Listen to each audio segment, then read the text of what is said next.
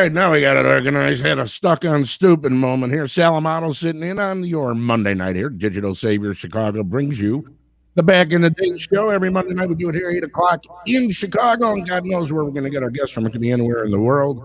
And don't forget, visit digitalsaviorschicago.com. You got video, you got whatever you got, man. You got audio tapes. You've got old film, digital cameras, whatever. We transfer it all. 815-556-2685. Or you can visit us online at digitalsaviorschicago.com. And there's our Facebook page. So I got like about 20 windows open here on 2 different monitors. And as you know, every Monday night, we started bringing guests into the show because I thought it'd be cool to talk about a lot of the stuff that we all grew up with back in the day with the people who actually made a lot of it happen. People who I've either worked with, known, had acquaintances of, or just admired their work. So tonight, what I wanted to do here was bring in another Chicago native, the originator of house music, DJ, producer, and now he's an author too, because somewhere along the way in that pandemic, he found a way to, I don't know, should I say, write a book. He's also an honorary inductee into the U.S. Dance Music Hall of Fame. Grew up on the South Side, living out west. Went to Kenwood. Was there when I was at Whitney Young. He obviously graduated. They threw me out. Honor student and a hell of a tennis player, too. Go figure. And that's a rough sport. I don't care what anybody says. You watch people play tennis, anything coming at you at 110 miles an hour, it ain't easy to hit. He went to USC for communication and film. He's part of the Chosen Few DJ group. And, man, if you've never been to a Chosen Few picnic, man, you're missing a good time. I'm going to talk about that a lot more. And don't forget, back in 1997, if you don't remember, Mayor Daley at the time made July 17th, 1997, Pioneers of House Music Day, with honors to our guest who's joining us tonight in the studio. It's Jesse Saunders. Jesse, how you doing, Jesse? I am great, man. That was a hell of an introduction. Yeah. And I'm getting an echo, and I got to do this so I don't get the echo and that. Like I said, I got so many windows open here trying to fix them all. I will kill this here and this. Don't need that. How you doing? I'm great. I can't complain at all. Everything is moving in the right direction. Just bought a new house and been celebrating my birthday for the first half of the month. Still got another half to go. Yeah, you're like about 14 now, right? Like 14, There you 15 all go. over again. Exactly. Well, when you were a kid, I mean, you were young, didn't you invested in the playground when you were like about 15, right? I wish I was that young. I was actually 20 Oh, were you when that we hit old? the Oh my God, playground. no kidding. I'd been around for a little while. Yeah, now Farley worked at the play. Did Farley work at the playground? Yep. Yeah, that's right. Because I remember a long time ago. Oh my God. So just let's talk about a couple things here. First and foremost, let me bring this into the screen because this is great. Here's Jesse Saunders' website. So if you haven't been to his website, it's jessesaunders.com. A lot of information here, Jess. A lot of stuff to talk about. A lot of things that you've accomplished through your years. Um, but what I want to start off with is that first track. Well, On and On, right, was the first track you did. Yeah, that's back in the day for sure. So I'm doing a little research, right, and I see this pop up, and we'll talk about it here. Let me play it real quick for you here. Let me bring it in. Mock.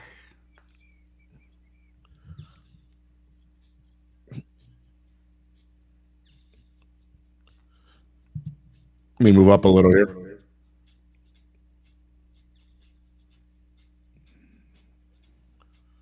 It's a trip because when you listen to that, Jesse, that's what you hear like Purple Sound Machine. They call it new disco today, right? Right. And that Old was, disco. yeah. Yeah, or like, oh, it's Fire Night Dance at Peter Shack. Oh, that's underground. That's deep house. No, it's disco. But back in the day, this was you had written and you talked about how your record got stolen and you just redid it, right? Yeah, well, excuse me.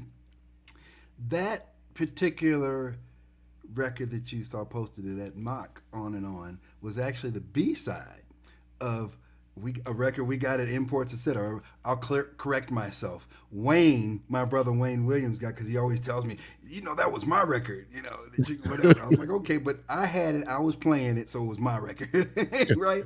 So anyway, it was actually the B-side of a 15-minute continuous mix. And that was the first time, one of the first times we had ever heard like a mix actually on wax. So we would use it, when you got tired, I had to run to the bathroom, you throw that on and it would go through the mix and you got 15 minutes to mix and mingle or do whatever you needed to do. Well, everyone was playing that side who bought that record, but no one seemed to have found that B side and flipped it over. So one day I'm sitting at home and I said, you know what, let me see what's on this side. And that Space Invaders bass line came in there, that do do do do do do do, and I was just like, oh my God, this is great! I'm gonna start playing this. So I started playing, and no one knew what it was, because nobody had flipped it, and there are actually limited copies of it anyway, so not everyone had it. But so I started using it as a theme song. Well, whenever I went and played, from Da Vinci Manor to Chicago State to the Playground to Sawyer's to wherever we were, that was my first song. And Jesse Saunders is here, right? Because nobody had a theme song back in those days. I just took the liberty to have one myself. But at any rate, so I started playing that. And one day, I came back to the playground, and some of my records were stolen. They were gone. And that was one of them. So I was just like, oh my God, what am I going to do? It's like, it's almost like now, not having a smartphone. If you leave your phone somewhere, you feel like you're naked, right? Yeah, so yeah. That's how I felt back then. Or you have a nervous breakdown and you freak out. Exactly. So I said, you know what? I had been like experimenting with my drum machine. I had an 808 that I was making tracks and kind of making segues into the different tempo. Because, we played so many different tempos back in those days, And so it wasn't easy. And it wasn't easy. The beats were all over the place. Yeah. So I figured out a way to do tracks where I could pick up and speed up and slow down the tempo. And I could get from, something that's 100 BPM up to something that's 120 BPM. Or even go up to 140 something with a new wave track or whatever it happened to be. And so I've been doing this all along. And Frank Sells over at Imports Etc. God bless it. God, I loved Frank. He was such a wonderful spirit. Man, Yeah, God, it was I love amazing. him. Yes. So he comes to me one day because he gave me all my records over there. He's like, play this and play, because whatever I played over there, people would rush the next day to the store to buy. Let me just remember how serious, for people who've never experienced Frank. And I was in Imports. I started in 81, I think, or end of 80. Yeah, 81. Frank would talk, you have to play this way. He was so serious. Dude, you could have put Rodney Dangerfield and Red Fox on their best day in front of him, and I don't think he would have cracked a smile in the middle of describing a record. Exactly.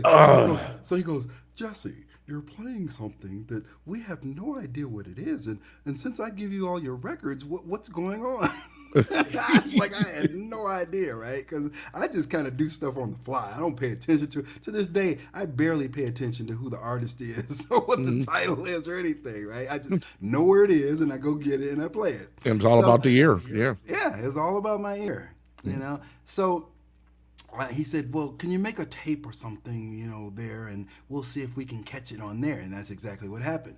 Played it in the store. Somebody identified it. And I was like, oh, that's my track, He's like, really? Can you get your hands on some copies of this? Because if you could do this, we could sell a shitload of these. And I was like, okay. Light bulb went over my head. I knew Vince. Vince's father had Mitch Ball Records, so I knew he knew how to press records. I picked his brain. We went over and saw Larry Sherman. I got 400 copies made, hot off the press. I took 200 to Imports Etc. They sold out in a couple of days, reordered, and the rest is history. That's how On and On became. Now, what did you get when you were selling them, Gus? What'd you get? Do you remember what you sold them? Right, what you sold them to Paul for at Imports? Well, let me tell you, being young and naive, both of us, I was 20 and 21, and Vince was 20 at the time, and we saw in the stores that records were selling for $3.99. And we thought to ourselves, well, why did they do 99 and just put the penny on there and make it even $4? So we were selling them to Paul and every other record store for $4, not understanding or knowing that they had to actually mark it up to Yeah, make you some didn't. money on it. Right, So right. here you have this 12-inch in there above all others that's $6.99, and the other ones are $3.99. And it So that wasn't was an amazing. import; it was domestic. Exactly, and they God. sold out so fast. They sold so fast, it was amazing. So when you had that, what was it? Dance Mania, right? Dance Mania was your thing, Yeah, right? I did Dance Mania in '86, right before I moved to LA. I turned that over to Ray Barney. Yeah, and for people who don't know Ray, he did a lot of pressing because I did some pressing with Ray on certain things too back in the day. Hmm. And what was he? Ogden and Central Park, right? Where the store was? Yep, Yeah, right yep, on the corner on there. Ogden. That's Yeah, right. God, good times, boy. Go there and then go grab something to eat in Little Village. Go, because I was over at WCYC for a period of time too, so I'd stop over there and then we go to CYC. Go to Hmm. a friend of ours, his family owned the store, knock out a couple burritos, nice little tamale, There you go. get yourself a good 8,000, 9,000 calories, and carry 400 records around with you. All right. Good old So days. when you were, what was the original chosen few DJs? Well, you guys it started in 70, what, 77, 78 when. Well, Wayne initially started the Chosen Few. It wasn't the Chosen Few DJs or Mm, Chosen Few Disco Corporation or anything like that yet. It was just the Chosen Few. He started that with Batman.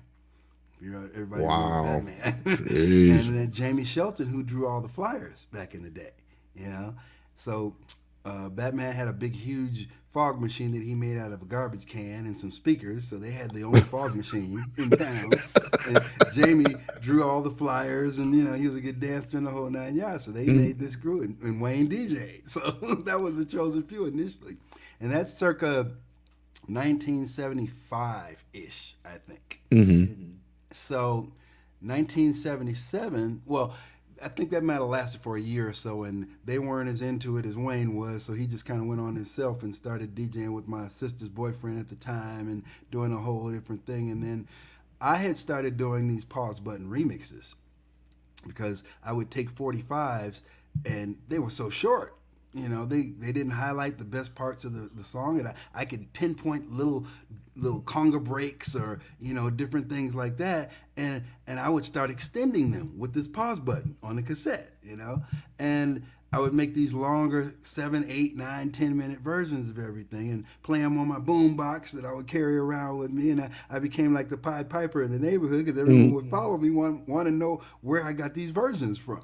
And then Wayne picked up on it and said, you're gonna DJ this party with me. Get all your tapes together, blah blah blah. And I'm just like, I don't know about that because I was a really shy kid, and I could sit in my bedroom or my mother's living room, which is basically where I did everything, and mm-hmm. pause button to death all day long. But actually play it in front of somebody, oh no, that wasn't happening. So we ended up doing this party for an organization called the Doctors. It was a dance group. Back in Mendel High School, they had all these different dance groups from all the Mm-hmm. Catholic schools and everything. They would battle each other in the whole 9 yards, and there were 2,000 kids every Saturday at Mendel back in those days. And the Doctors were like the prominent group there. So they were throwing parties, and I'll never forget they threw a party at the Burning Spear on 79th and Wow. Stony Island, right across from that White Castle, which is still there. The Burning Spear Yeah. is gone, but White Castle is still there. And as a matter of fact, if you're familiar with Dr. Derelict, which is Wayne Williams, Mm-hmm. that's where he got his name from because we called that White Castle Derelict Row. All the winos and everybody would come up there, and he'd end up having a conversation with him. So we used to call him Kirk Townsend, and every Herb Bertha would call him Dr. Derelict.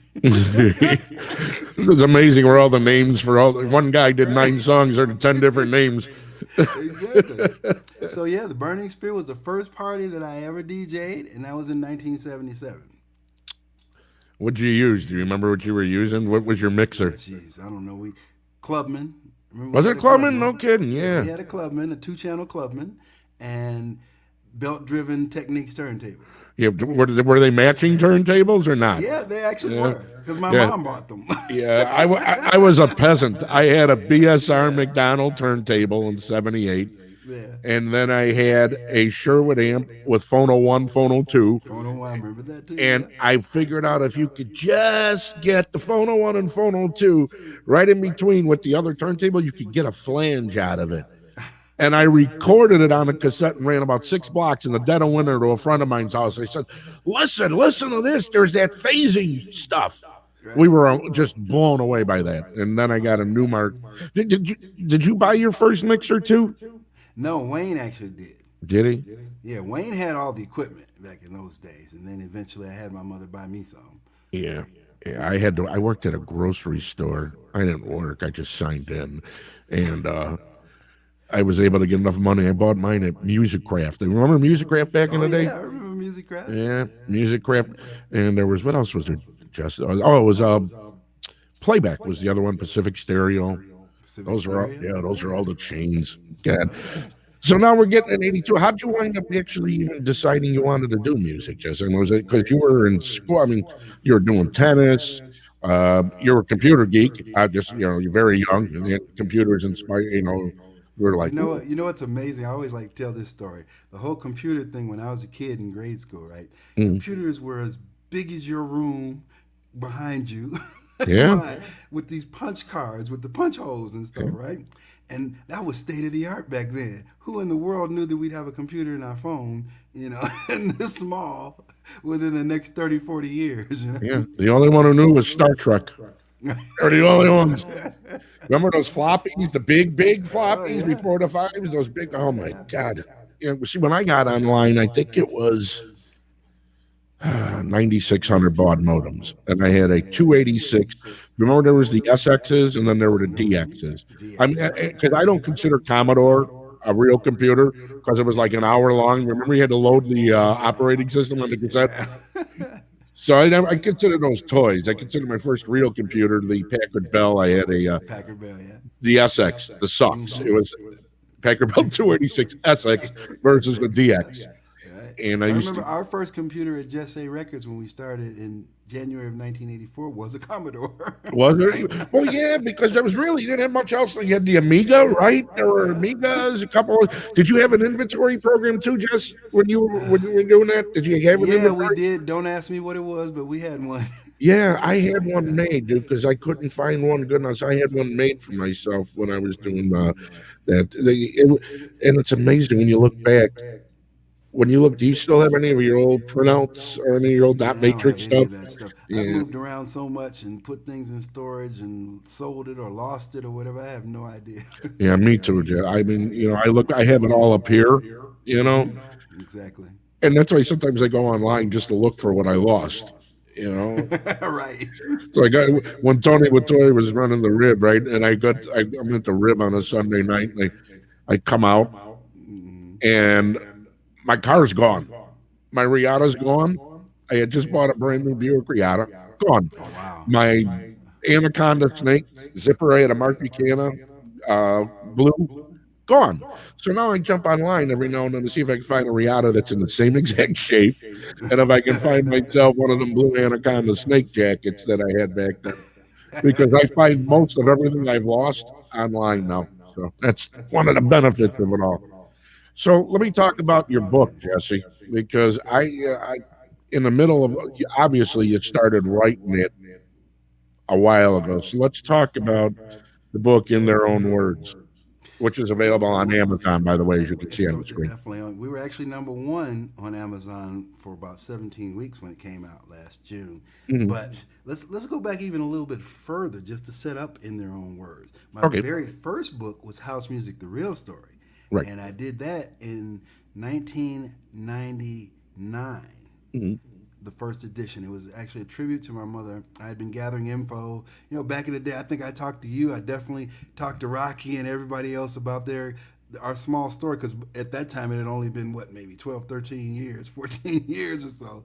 And I had all this information and I wanted to find a writer to help me write it, but everyone that I talked to wanted to write the story their way, and I'm like, no, this is my story. I'm writing it my way. Mhm. So I ended up just sitting on it for a while, and then when my mom passed away back then, I felt that it was the best way to give a tribute to her was to tell this story and all that she did for me, because my mom was my investor, she was my confidant, my consultant, my everything. I owe it all to her for that. So I wrote that book in about 30 days. I sat down and just wrote it. Oh, right off the And top of your head too, because you knew it, you yeah, lived it, so yeah, you lived it, right? yeah, exactly.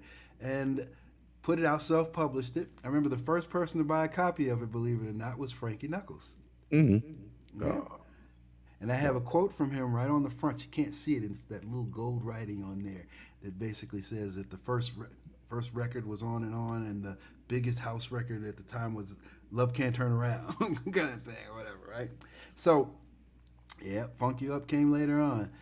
But so I wrote that one, and then about 7 or 8 years later, I did a second edition of it with the author James Cumming, who's a best-selling author out there. He loved the story so much he wanted to basically update it with me, so we released that. We published that and released it in 2007, 2008. So there was a big hiatus because again, I don't consider myself a writer, so I hadn't planned on doing a second book. But as I thought about it, I said, you know what? What I could do, I could get everyone's story and just assemble these stories in a book, and that wouldn't take much time to write, and it would be easy. Boy, little did I know, about 6, 7 years later, I'm still sitting on this. And then when this whole quarantine thing happened, I said, well, what can I do to keep myself occupied and still be creative? I said, you know what? I'm going to work on this book again. So I started working on it. I think I started working on it about in January. And then once everything hit, it was like every day I was working on it, stuck in a house basically and everything. And I think I assembled about 300 stories that people had submitted to me. Basically, they were stories of how they found house music and why it's so important to them, why it's a part of their life, and the whole 9 yards. So I picked the ones that would define the journey the best and talked about sections that I could make into chapters and things like that. And in I think beginning of May or end of April, beginning of May, I thought mid-April, I thought I was finished. At that time, it was about 300 and something pages. I was like, this is long enough. I don't need to have it any longer than that. And I read through it, touching stories and everything, but I just felt something was missing. Because I've always been in search of trying to find the origin, the beginning, and evolution of disco. Because obviously disco is what led us to house music, right? Sure. I've talked to everybody I could possibly imagine that would be in somewhat, have a vested interest, have an understanding, did the music, the whole 9 yards. No one could pinpoint where this music came from. And I was sitting here, how could this be? I mean, we've been through all of this time and all this evolution of things, and how does no one know where the first disco record was or where it came from or how we even got there? So I did the research myself. Like you said, I could write the rest of the book pretty much on my own because I lived it in the whole 9 yards. But this one section, obviously I couldn't. It was before my time. So I started researching and going back and forth, and luckily I could draw on my mentors, who are people like Eddie Holland from Holland Dozier Holland, and other people. God, I'm having a brain fart right now. Norman Whitfield. Norman Whitfield Sr. was amazing and a great mentor of mine. What an visionary arranger. I mean, arrangements wise. Oh Oh my God, yes. God. Yes. And he has a big section actually in the book because of me understanding and knowing stuff that I never could have found in researching. Just with the things he told me. Same things with Eddie Holland and Isaac Hayes. All those people that aren't around now, to be able to relate this stuff, I was able to gather that information and put one and one together and listen to about 500 or 600 quote unquote early disco records, which basically were kind of like from every genre you could imagine to the other. They weren't really disco records, but we'll call them proto-disco records, like prior to the thing. So anyway, make a long story short, I'm not going to tell you what it is. I'm not going to tell you what I found. You have to go get the book and read it because it's way more fun and way more interesting to read about all of this stuff. But Well, it's the evolution. Yeah, the evolution is great. I had a ball, right? I mean, it was tedious. It was the probably the hardest thing I've ever done in my life. I take my hat off to literary writers and everybody because that is way harder than writing songs and producing music and stuff. It's no and joke. and the editors too, because the editors got to know where to cut you off, where to truncate. You know, do we leave the grammatically improper structure here Well, for fun? here's the thing that I did. Now, one thing that I'm very good at is grammar and structure. Mhm, So I wrote it in that structure. And basically, my hardest job with dealing with other people's stories was to grammatically correct the mhm. way they wrote, because most people write the way they talk. Right. Guilty. Who, like, you said all the things that aren't part of literary work, but I wanted to keep it in their own words. So I walked that fine line between correcting certain things and leaving it the way that they said. Just as long as it fit into a literary format, I kind of kept it. Hmm. You know, that was the most tedious part of the book. Actually, is kind of trying to assemble all those stories and make them make sense. You know, we a little bit earlier, DJ Wild Bill had said, you know, funk you up. Remember, Jesse? I don't know, maybe about a year and a half ago, I sent you a text with a picture. There was a radio station here in Chicago, which would have been is the equivalent. I mean, they play everything from BJ Thomas to yeah, to Isaac Hayes to the Carpenters, and out of nowhere on a Saturday night, all of a sudden, here comes Funk You Up. And I sent you that text with the picture, and it was the little Right. glow in the dark picture. He said, "Even look, he even got play over there." I guess Bill's got a book he's going to I'll eventually want sign it to. for you, Bill. Yeah. Don't worry. Um, you know the when you wrote the book, and you and I had talked about this. We've talked about this on and off through the years about house music and perceptions, and that it was definitely you know, it's ironic, Jesse, when you think about it. Disco died in Chicago, and dance music was reborn here. Aside from the b-boy sound, you know, which Arthur Baker had in New York, and them guys were doing in New York and hip hop, um, dance music's resurgence via house was reborn in the same city that killed disco, for all intents and purposes. I have a little aside for you, and this Go ahead. pertains to the "It's Okay" release, which I know we're going to get to later on, but it's perfect for this piece that we're going into. There is a one of the remixes of "It's Okay" 2021 remixes is called the Left Coast Hustle remix. It's from Scotty Soul out of Portland, but pretty much honed his skills and craft on the beaches in Hawaii, of which I played many a sunset and early morning beach party there. That's one of my favorite places to play. But he's one of the remixes, and the other one is Sensei, who is a master keyboardist and played on everybody's stuff that you can possibly imagine. They did a remix called the Left Coast Hustle, and in that particular mix, they went and found some old like interview stuff where I was talking about disco demolition and all this kind of stuff, and Mhm. it basically talks about the part of like that really didn't affect us. Steve Dahl and the rest of them thought it did, but it really didn't. We kept on doing what we were doing. We were just more underground with it, and out of the ashes grew house music. Yeah, and exactly because when all that happened, so now you come into 1980, and we're still playing, you know, "Are You Single" by Aura. You know, Right? Yeah, that was we my jam. yeah, it was a jam, man. And what I think the guy they were from here, from originally. I think Aura was from here, from what I Right. remember. And then they became Deja Vu, and then they had a track when they signed to Virgin in like '87. Some weird shit happened. Oops, sorry, dollar in the swear jar. Um, but yeah, Can we 80, swear on this show? I'm trying not to. Oh, My okay. mom says I swear too much, and you know she'll report me to the priest and father, and then I got to try and remember 15 active contritions and 3 Hail Marys. I Right. can remember the length was, you know, "How Do You Do" by Malcolm McNeil. I can't remember those things to save my life.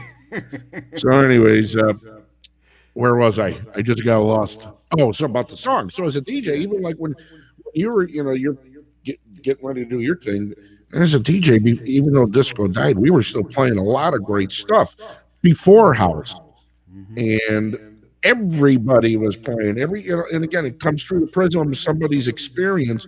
But as we talked about a long time ago, unless you left your block, you didn't know that other blocks were doing it too. Exactly. Yeah. You know, so okay, yeah, you're playing Rock the Night, But guess what? I'm out here in Des Plaines, and these people are jamming to it too. Right. So it was Exactly. dance music has always been universal.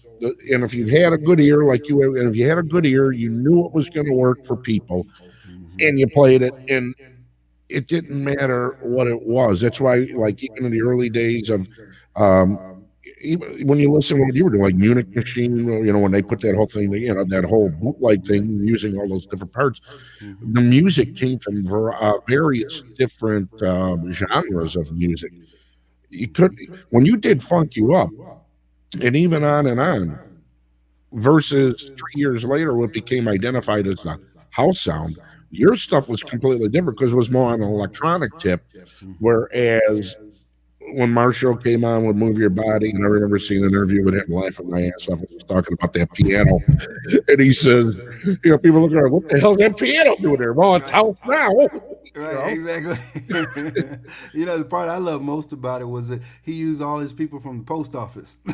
Curtis McLean came Yeah, from the that's what post he said. office. Yeah, he's He worked. working a midnight shift. That's Oh, great, God, it's man. funny See, people stuff. don't understand. We were real hardworking Chicago, Yeah. people, just loving this life that we had built on the underground and the clubs and things like that. And none of us really got to a point, because I get this question asked all the time by people who interview me. They're like, how do you feel about all that's happening and the success that you've had and blah blah blah, and your name's not. It's like, dude, I'm still that kid in my grandmother's basement trying to figure out how in the world I ever got here. So I don't have time to have a big head or an ego. It's like I don't even know why I'm here. When I do things, Jesse, I do things. Here's, and somebody says something to me, I'm thinking about, I wonder if I could find a pair of Earth shoes that still fit. Right. This Exactly. doesn't even bother. I'm not even thinking of it. Like my mind's somewhere else. Where am I going to find a good beef sandwich that's not too much? Yeah, that's great. Thanks. All right. You don't think like that because we're pretty self-centered people. And when you see those interviews with you back in the day, and Vince, and oh my God, Yeah. compared to some of the things I see today, we're still pretty damn normal, and it's hard Yeah. to imagine Oh how. my God! It's so funny because especially like when I see these new up and coming, DJs and producers having success and their name gets big and their heads like just exploded. It's in the clouds somewhere, and I'm just thinking, dude, you don't even understand what we went through and how we even got here, and I Yeah. just don't get it honestly. Nobody was enamored to come see us. They weren't Oh waiting to my hump God! our leg. They No, they were waiting to fire no, us. We no. got to. All right, Actually, one of fire the him. one of the verses that I was telling you about where they sample actually talks about that, because like when I started out DJing, we were in a closet in the back somewhere playing for 8 hours for like $50 if we were lucky, and nobody cared. All they did was come back there to ask for a request. Yeah. Well, I've told the story about Steve. Steve was working at a club, a Laurie Branch. Yeah, they have no idea. Damn, yeah, people have no idea. Check this out. Hmm. Steve's working down the block from me at a club in was it Lions? Because the studio was right over there. So he's working at a club called High Rollers. I get off work, I stop in, say hi to him every once in a while. And oh, my mom. That's my mom, by the way. Hi, mom. So I go down the block and hey, did you get paid? Yeah. Still chasing the bastard around the bar trying to get us $33 a night. Like you said, they don't understand. Before you got to that point, you were just a working stiff getting screwed by every club owner, Exactly. sometimes the record label, and we can get into that stuff too. About, a lot of people say, well, they signed those contracts. What are your thoughts on that, Jess, about the early days when nobody really knew what the hell they were signing? Oh my God! Can you Luckily for argue? Can you argue both sides? I'm sorry, but yeah, can you yeah, argue? I You can can actually write. do. I can do both sides. I was about to say, for me, I didn't start out as an artist or a producer. I started out as a record label. So for me, it was kind of like, I had to do and figure out contracts, publishing, and everything for myself. You know, as I started working with Larry Sherman, we all know what that journey was about, and how many people, he ended up screwing over, and what happened with Well, there, tracks. yeah, yeah, and You there's a know, difference. Like you, and I don't mean to interrupt, but there's a difference here with Larry. Whereas Larry just like some of the other labels in this city, your record gets pressed. They press four or five, 2,000 units. Then they go license your record and for $100,000 overseas. You didn't know about it, so you got no dough out of it. Then they go press another 10,000 units, sell them out the back door, and you'd never know about it Oh either. yeah, well we all know that Larry Sherman was famous for. As a matter of fact, one of the things that I found was like amazing. I used to tell people all the time. I was like, shoot, Thriller sold all those millions of copy, and Larry probably sold 10% of those by himself. He was using that old ground up vinyl and making copies of Thriller Well, and selling them to they were distributors like, for like $1. yeah, they were like potato chips. Those were the only records that would blow a bass cabinet just by dropping a needle on it. It was like a wave. Right. You could get on that thing with a surfboard, man, right to the Right. West Coast. They were brutal. Exactly. Ah, Exactly. And that's our legacy. yeah, Those great hits with all the snap crackle pop in them back in the day. recycled vinyl. Recycled vinyl. He would punch the hole out of an old record, grind it up, and reuse it. Dangerous. So Just getting back to that. So when I first started and I went into Larry, obviously I had my own label. So he just pressed record. And he had no idea what the heck we were doing. Vince and I walk in there and he's like, who are these two little black kids asking for all these copies of records? And they're not even looking for 45s. They're looking for these 12-inch long play things. It's like, what are you guys doing with these records? And again, we're young and naive. Oh, we take them over to Loop Records and Imports and we told them the whole thing. So next thing, so what I'm going to do is I'll just press some, I'll give them to you, and you don't even have to pay for it anymore. Little did we know that he was selling them behind our backs, to a lot of these people. So when we call for orders again, and like their big order that used to be at least 50 or 100 copies ended up being like 25 copies because they were getting 75 from Larry. So that was the legacy of Chicago labels in those early days, and well, it continued on later. But to get back to your point, he signed a lot of local up and coming, DJs who started to make records at the time. One of the things that I can say I'm proud of, and Marshall kind of reconfirms every time he does an interview, was the fact that he says that me doing that first record showed every other DJ in town that they could make a record too. And that's what the house music revolution was all about. It was like people taking a leap and understanding that, hey, I've seen it done, I can do it myself. Let me start my own career. So that's really the foundation of where house music starts. But yeah, I saw many people come in there. He'd flip them a little contract. They didn't know they were signing everything away. He'd give them $100 and say, they were happy to get $100. yeah, They had no idea that this stuff was going to unique distributors in New York, across the right. pond to London, and all Watts. over the place. Yep. Yeah. Yep. No one knew any of that. And, now there's actually a lawsuit against Trax, and, 40 years later, but there's a lawsuit against Trax basically for them to try to recover all of their masters and, money that's owed them. Yeah, and a lot of there's a lot of artists who have signed deals who own their own because you own your own masters and your own stuff. Oh, yeah. And That there's was other one thing. I kept my masters, every single one, and all my publishing. yeah. Well, speaking of when we were talking about other artists, there are other lawsuits and there are other artists, Chicago artists, who are in the midst of lawsuits with other labels and getting their publishing, getting what's due to them. 40 years ago, they're fighting, but now because you're a lot wiser, now okay, let me go get it. But look, the Geffen deal that came along for you. Let's talk about that Geffen deal. Well, I had been running Just Say for about 2.5 years at that point. Um, we had put out, my original On and On, Dr. Derelict Undercover, Funk You Up, Jesse's Gang, Real Love. Now, in between Funk You Up and Real Love, there's actually a little gap that a lot of people may not know of because at that point, I was still churning out records, but they weren't coming out on Just Say. And what had happened was Larry, again, came to me and said, we need to form a label for all these tracks you're doing that will, we can highlight that and we can do them under all these different kinds of names. So I ended up making up names like The Force, which is what It's Okay is. It's okay. Yep. And Fresh, the Dum Dum Dum Dum. EPs, and Gwendolyn, all that kind of stuff. We just kept making names. And the first release on tracks was actually Lanois Wanna Dance. So that marked it, and so people understand, Trax was a joint venture between myself and Larry. Now, was that Precision? That was Precision, right? Was that Precision was Precision? his label. Oh, that But was his. Trax Okay. was actually a joint venture between he and I to Mm. do all of these Trax records. And of course, Vince was there, and Vince actually drew all the label copies back then and did everything. And he was a part of that think tank and putting all that stuff together. But you know, I left around in '86 because I signed a Geffen deal, and it Mm. actually happened. If you remember Choice Picks, remember Yeah. that? Yeah.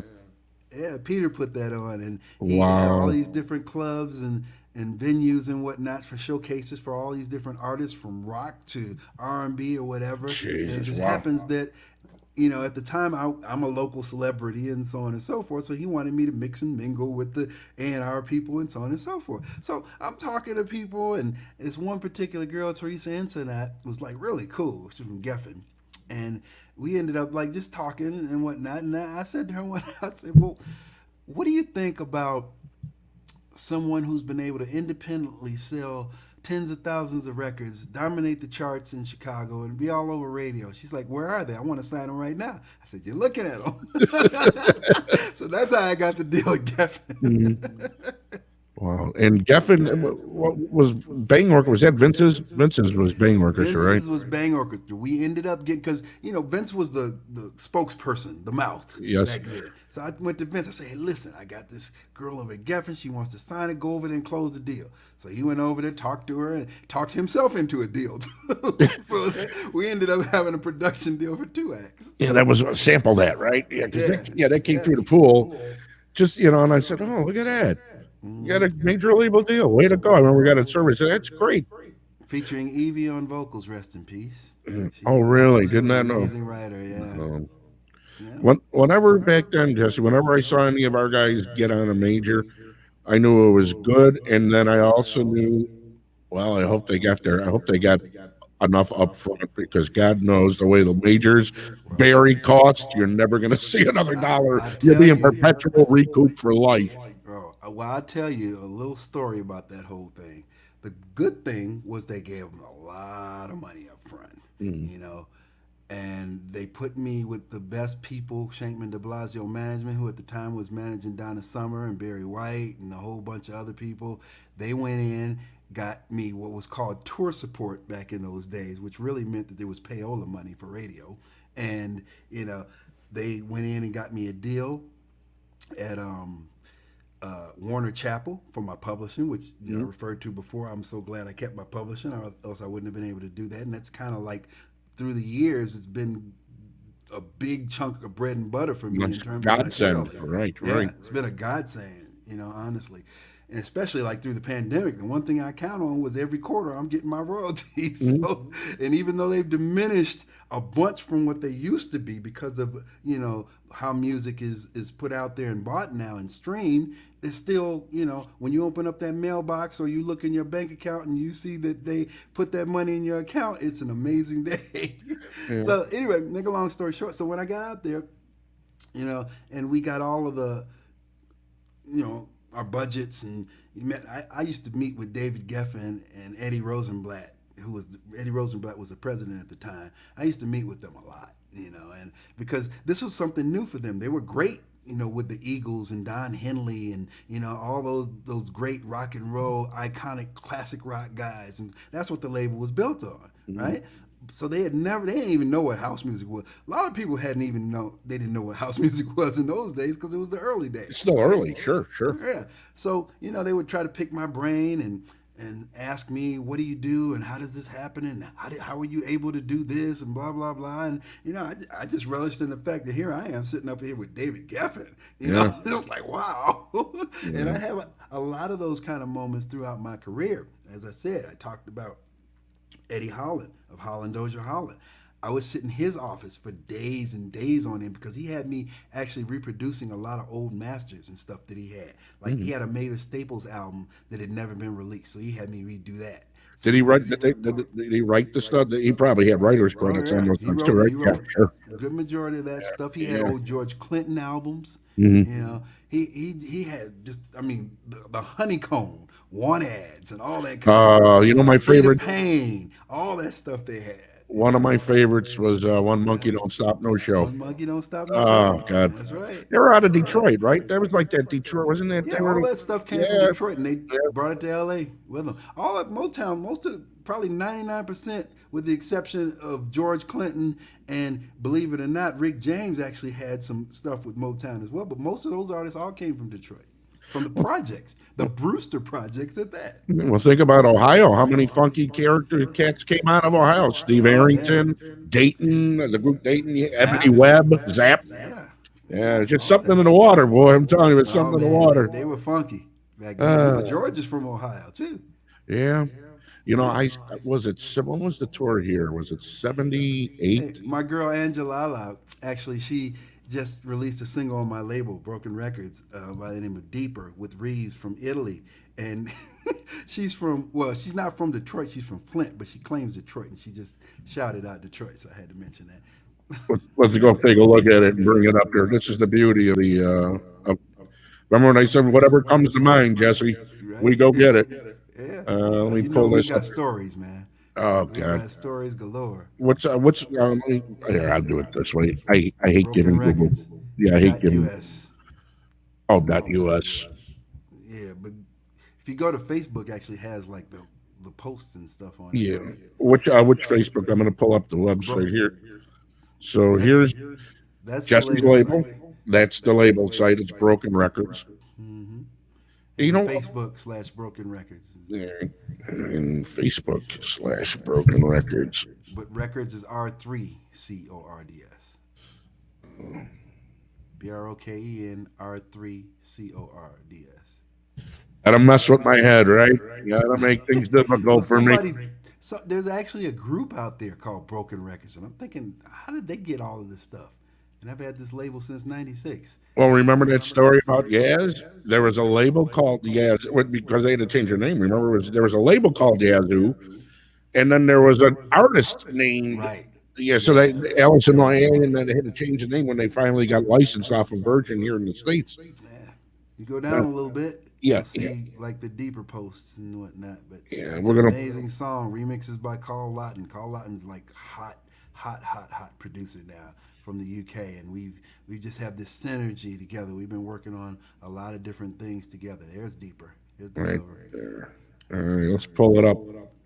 Let me see if I got Spotify is gonna make me go through 9 million hoops. Good old Spotify. Don't we love streaming? I just started. You know, speaking of that, I had for my mom's album. Oh, thanks, Angela. Thank you. I'm gonna put that over there. But I'm gonna do this over here. Hey, we got Um, all eyes on it. the I just started fixing my mom's SoundCloud. You know, and as an artist today, and you know, you're smart enough to know, but as an artist today, you really got to be on top. Be from Spotify and Oh yeah. YouTube, and even on cable, you still have Music Choice and all these other things, so you can at least get paid for your dough, or Oh get yeah. paid for your. Hang on there. Yeah, you All don't right. get much. You don't get much these days. I mean, you know what's really the part that hurts the most is knowing you don't Hang get on, paid. Jesse. I'm going to lower this thing for a minute. Hold on. Hmm. Well, we are just banging. We'll get back. We'll get to it. I'll find an easier way to get to it. But go ahead, Jesse. I'm sorry. Yeah. No, I Sorry, was just Angela. saying that it's a like night and day in the business from knowing those days in the '80s and '90s and even early 2000s. The money, the kind of money that was in the business and how much we made, and thinking about now where you make pretty much nothing. Yeah. It's And amazing. you're doing all the work. Yeah, and you're before at doing all the least work. before at People least the thought label. it was a blessing, and I mean it is a blessing to be able to put your own work out there and control it and so on and so forth. But you don't have major label money. You know how much money they spent to make those records happen? Well, and this is where we go back when you and I were just talking about being on both sides of the issue. Hmm. You know, people don't realize the label is your bank. at your bank. You can't go get $5 million advance. You can't go to a bank and say, "Give me $1 million for my pipe dream." The That's label right. either believes in you or they don't believe in you. And if they believe in you, they give you a chunk of dough. You go in the studio, you go record your shit, and then if it comes out good enough, they're going to throw some more dough behind it so That's more right. people can get to, because people, people, the average person has no clue how hard it is to break a song through the millions of things that people go through a day to make your That's song right. pop out and stick out. So that Absolutely. label's got a network of people that it feeds that bombards you day and night so you know about Day that and song. night.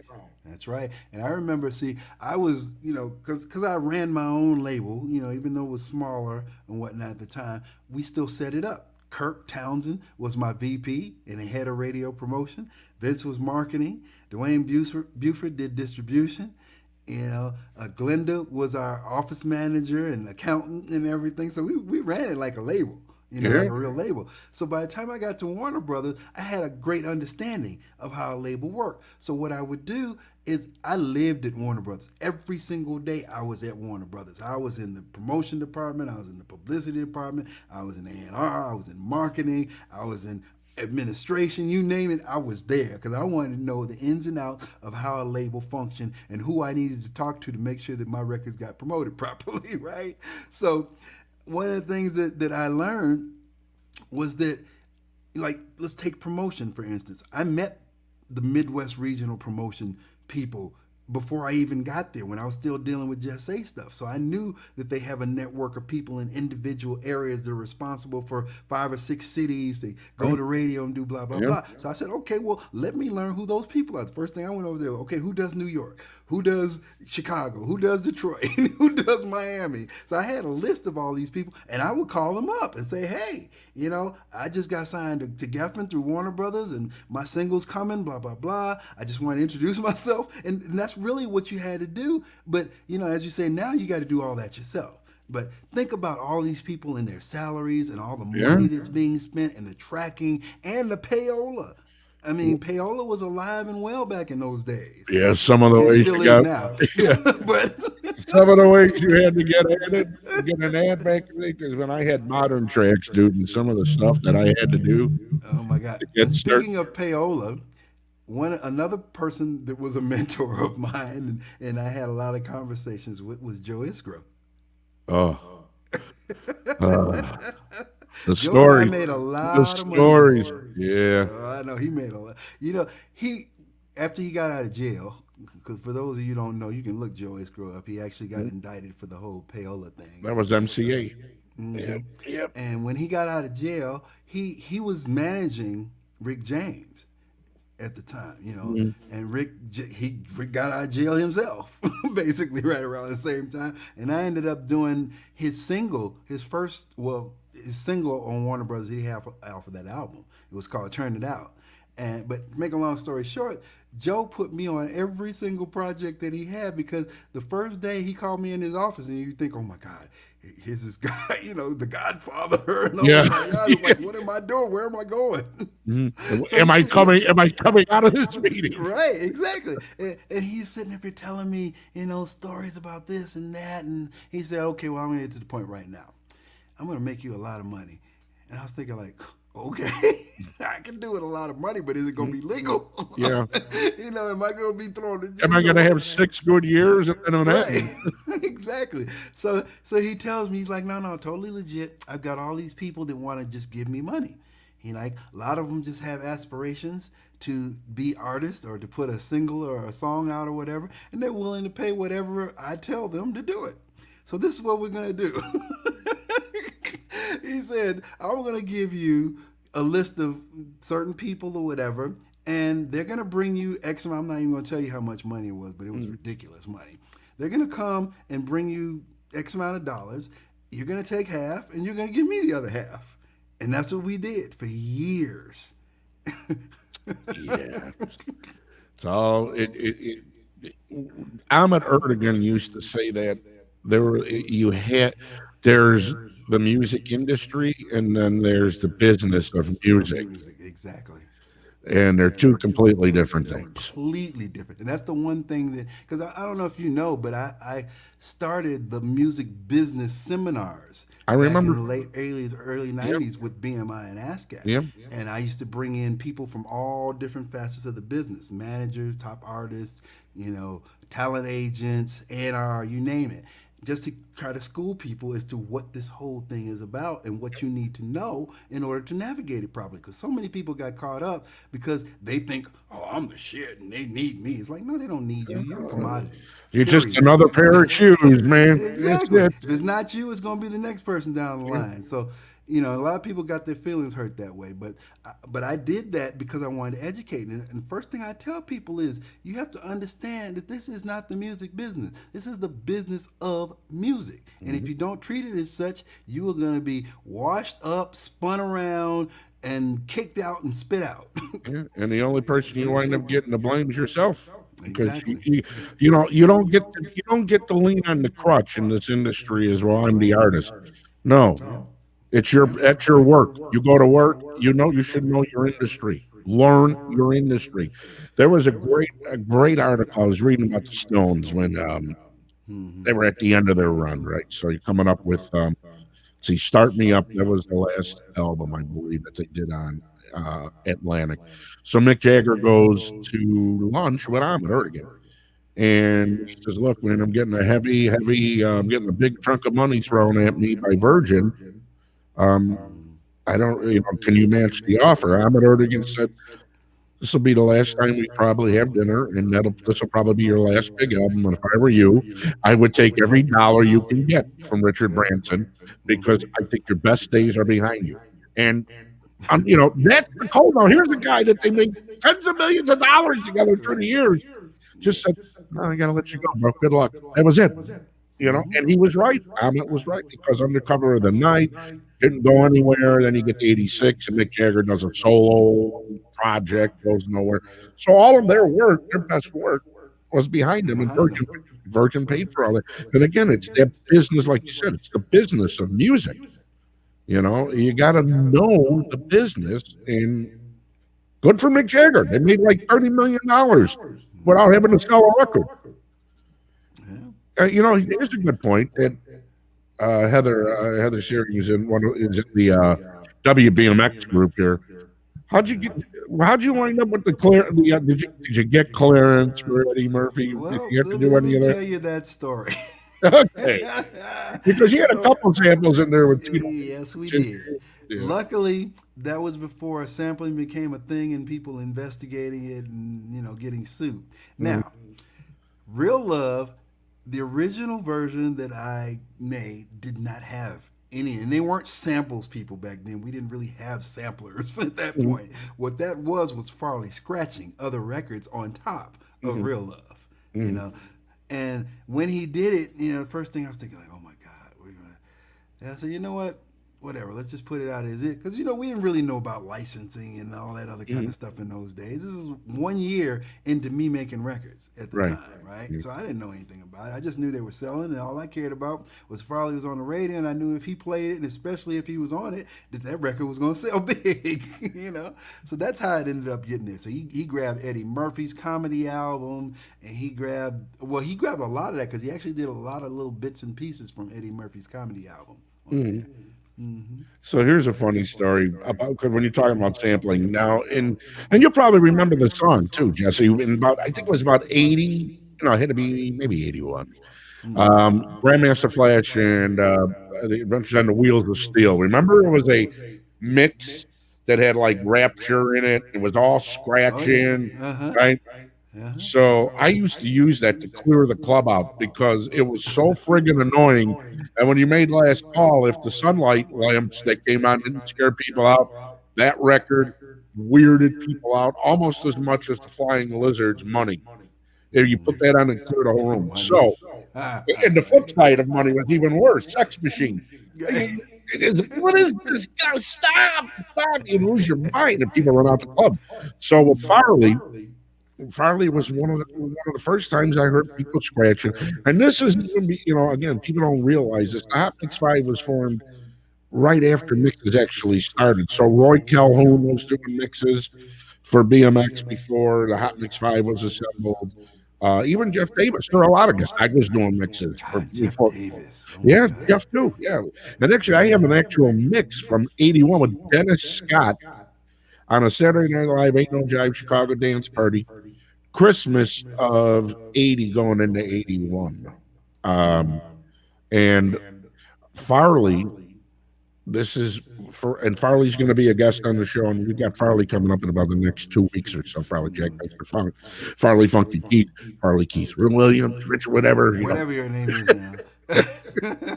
God, I love Farley. I know, Uh, right? so I'm with Kenny, and at BMX, the way it was lined up, there was the old days. The on-air studio was here, and there were other studios, and you could see across them all. So way at the end, there was a room that had a just stacks of reel-to-reels from DJs from the city. And where else? And Armando needed a mix where he was short a mix. So we're going through mixes, and Kenny's putting them on the reel, listening. And there's like 20 tapes from Farley Keith Richards. Okay. Or whatever. I think that's, I can't remember the name was on the back. And there's all this scratching. And he's like, what is that? That sounds like the Grandmaster Flash, the Wheels of Steel, but it was actually him doing it. And we gave it to Armando. Armando played it. And I was like one of Farley's. And I don't even know if he was actually, there wasn't, no, he wasn't part of it yet. There was no real Hot Mix 5 yet. It was just a mix show on the weekends at BMX. And then it became, I think Lee said they incorporated it. I think Lee said they incorporated in May of '81 is when they incorporated that. Mhm. And then your records and everybody else, wound up making history.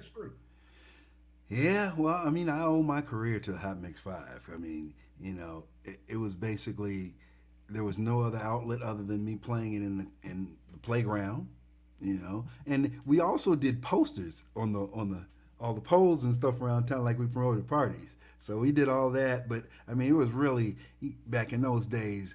Every car on Rush Street, all around the place, was all bumping WBMX, the Hot Mix 5, Armando's Saturday Live Ain't No Jive. It was Yeah. great.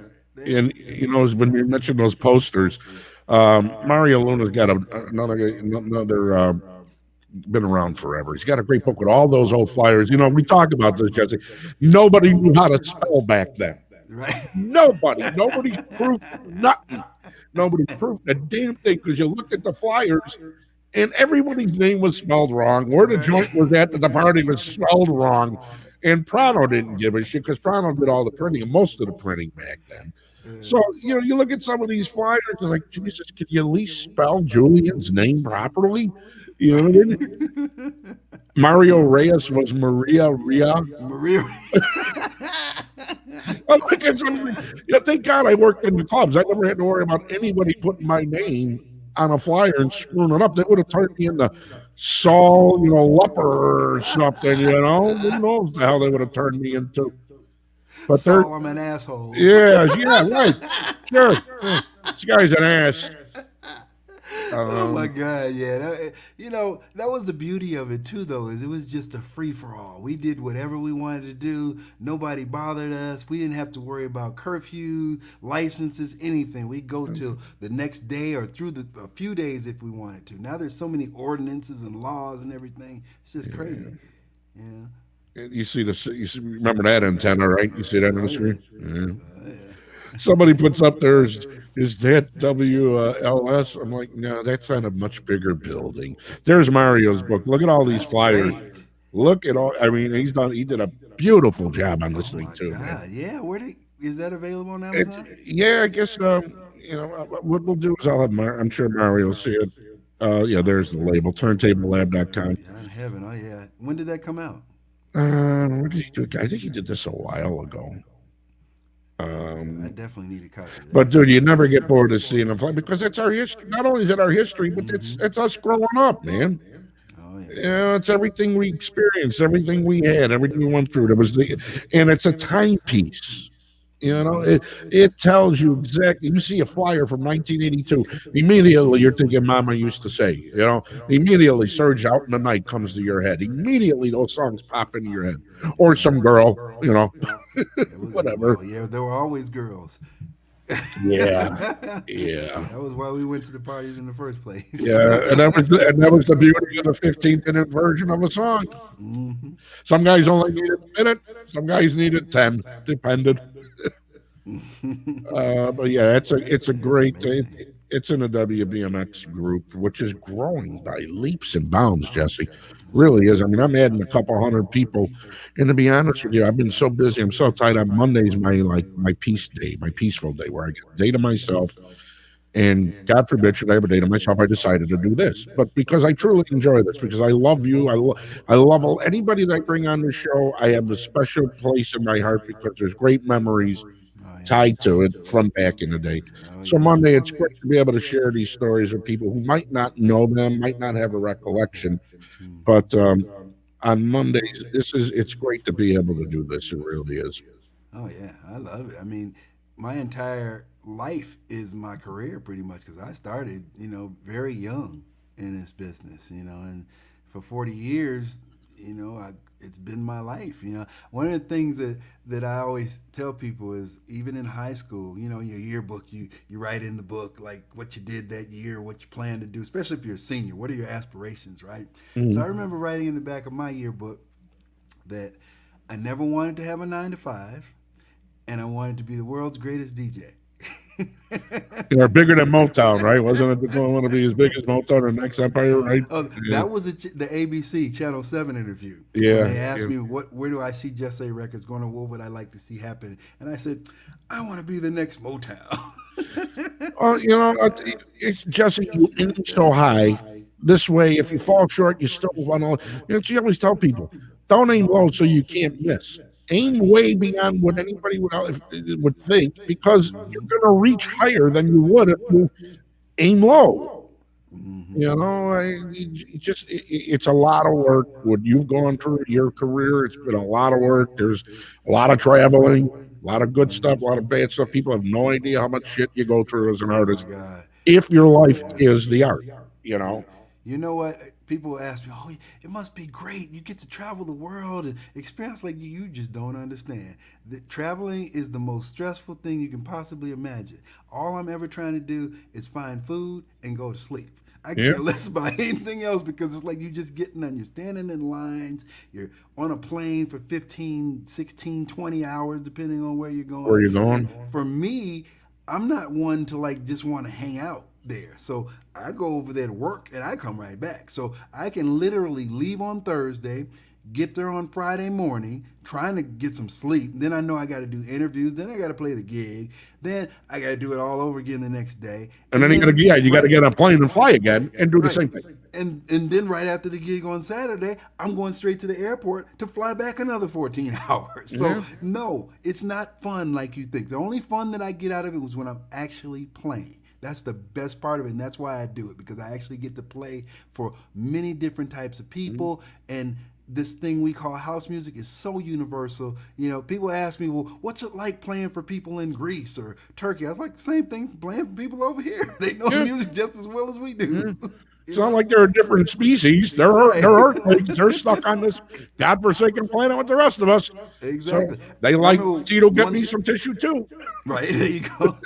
I remember one specific thing that like this actually blew my mind. Right, so I got booked to play a gig in Tel Aviv in Israel, and I had never been there before, and they're doing all this publicity and everything. I'm seeing stuff all the way back, and this is the early 2000s.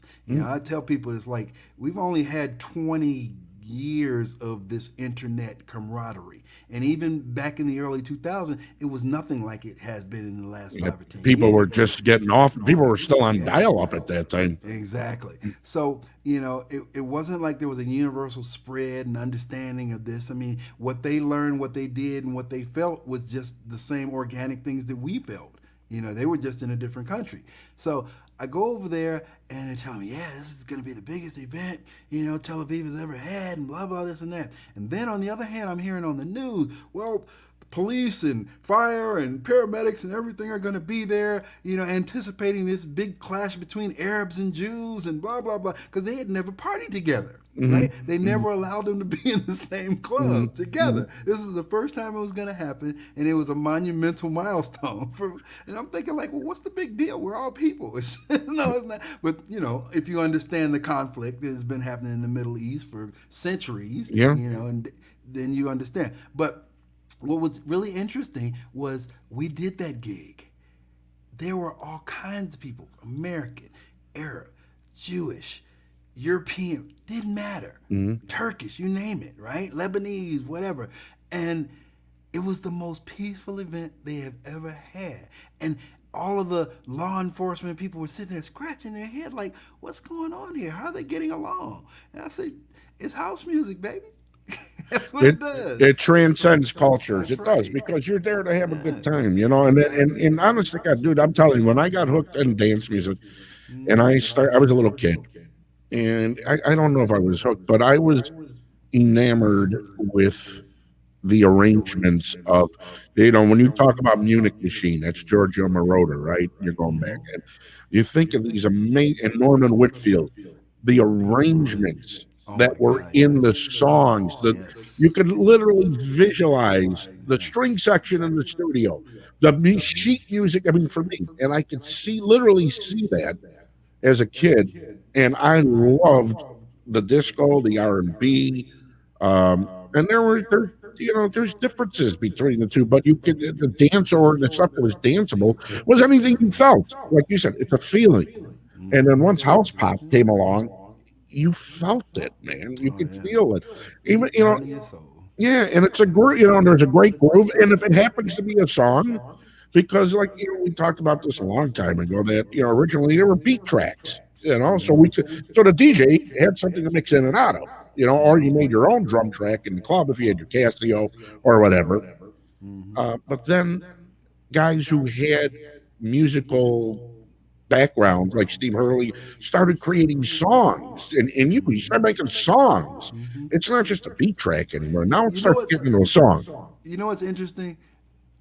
And I always look at it as such a shame that that first record that I did, which was Fantasy with Z Factor, Z Factor. was supposed to come out on Mitch Ball. That was actually supposed to be the first record released. Hmm. Mitch Vince's father dragged his feet releasing that thing because I did it in the summer of 1983 is when we recorded that. And that's Screaming Rachel, singing. We brought her in to do that.